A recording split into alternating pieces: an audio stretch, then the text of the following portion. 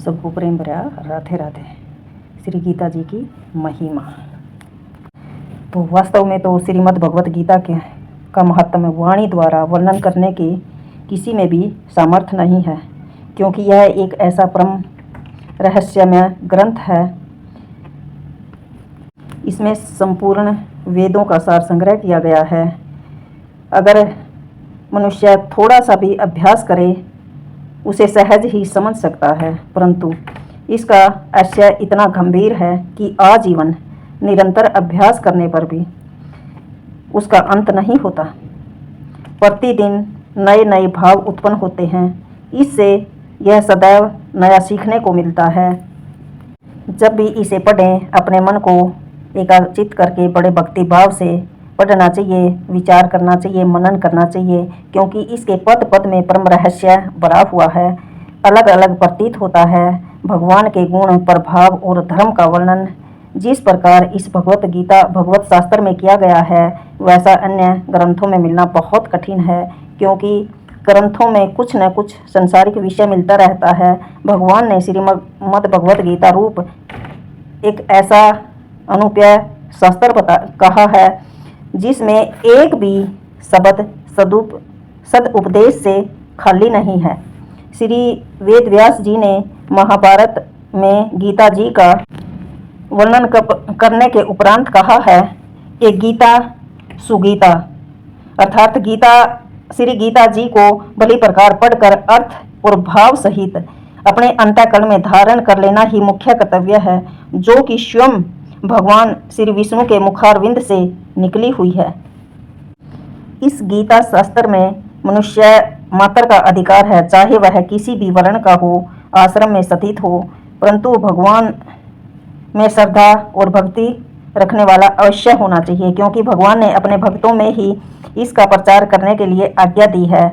और यह भी कहा है, स्त्री, वैश्य, शूद्र और पाप योनि भी मेरे परायण होकर परम गति को प्राप्त होते हैं। जो इस ग्रंथ को पढ़ेगा, गीता को पढ़ेगा, परमात्मा की प्राप्ति सभी को करने का अधिकार है।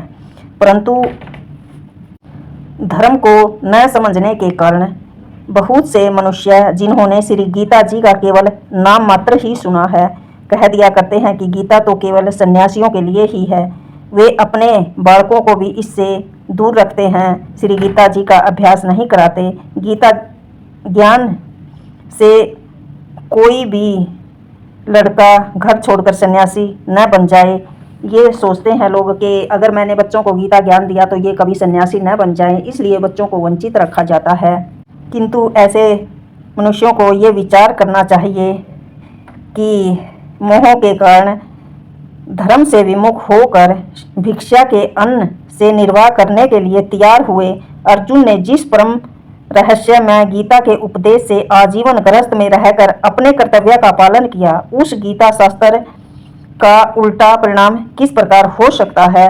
इसलिए कल्याण की इच्छा करने वाले मनुष्यों को उचित है कि मोह को त्याग कर श्रद्धा से भक्ति पूर्वक अपने बच्चों को अर्थ और भाव सहित श्री गीता जी का अध्ययन कराएं और स्वयं भी इसका पठन और मनन करते हुए भगवान की आज्ञानुसार साधन करने में तत्पर हो जाएं, क्योंकि अति दुर्लभ मनुष्य शरीर को प्राप्त होकर अपने अमूल्य समय का एक भी क्षण दुख में भोगों के भोगने में नष्ट करना उचित नहीं है। श्री भगवत गीता में भगवान ने अपनी प्राप्ति के लिए मुख्य दो मार्ग बताए हैं, एक सांख्य योग, दूसरा कर्म योग। नंबर 1, संपूर्ण पदार्थ जैसे मृग तृष्णा के जल की भांति, जैसे प्यासा मृग जल को ढूंढता हुआ फिरता है, वैसे ही मनुष्य स्वप्न देखने के समान माया में होने से माया के कार्य रूप संपूर्ण गुणों की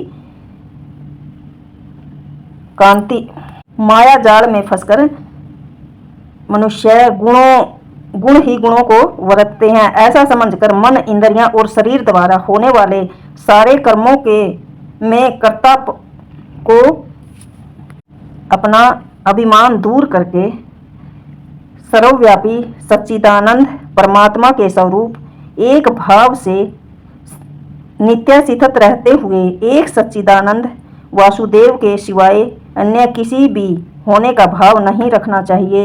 यह संख्या योग का साधन है। नंबर 2, सब कुछ भगवान का समझकर सिद्धि असिद्धि ये भाव रखते हुए आसक्ति और फल की इच्छा को त्याग कर भगवत गीता की आज्ञा अनुसार केवल भगवान के लिए सब कर्मों का आचरण करता हुआ और अपनी मन, कर्म, वाणी और शरीर से सब प्रकार भगवान की शरण में होकर नाम, गुण और प्रभाव सहित उसके स्वरूप का निरंतर चिंतन करना चाहिए।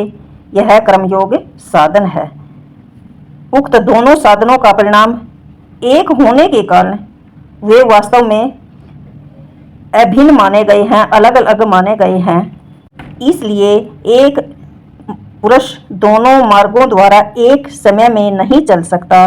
जैसे श्री गंगा जी पर जाने के लिए 2 मार्ग होते हुए भी एक मनुष्य दोनों मार्गों पर तो नहीं जा सकता एक समय में। उक्त साधनों में कर्मयोग का साधन संन्यास आश्रम में नहीं बन सकता, क्योंकि संन्यास आश्रम में कर्मों का स्वरूप से भी त्याग कहा गया है और संख्या योग का साधन सभी आश्रमों में बन सकता है। यदि कहो तो संख्या योग को भगवान ने संन्यास के नाम से कहा है, इसलिए उसका संन्यास आश्रम में ही अधिकार है, गृहस्थ में नहीं। तो यह कहना ठीक नहीं है, क्योंकि दूसरे अध्याय में श्लोक 21 में से 30 तक जो संख्यानिष्ठ का उपदेश किया गया है, उसके अनुसार भी भगवान ने जगह जगह अर्जुन को युद्ध करने की योग्यता दिखाई है।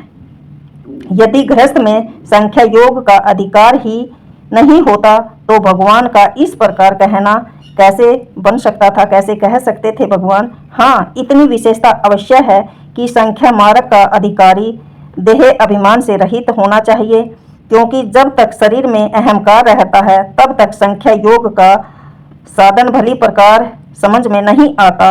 इसी से भगवान ने संख्या योग को कठिन बताया है तथा कर्म योग साधन में सुगम होने के कारण अर्जुन के प्रति जगह जगह पर कहा है कि तू निरंतर मेरा चिंतन करता हुआ कर्म योग का आचरण कर। तो जितनी बार भी गीता को पढ़ते हैं अलग अलग भाव आता है। तो कई गीता है मेरे पास, तो मैं कोई न कोई का मनन करती ही रहती हूँ। तो तुम सब भी बाण भाई चाहे एक श्लोक पढ़ो, रोज अवश्य गीता के दर्शन करा करो।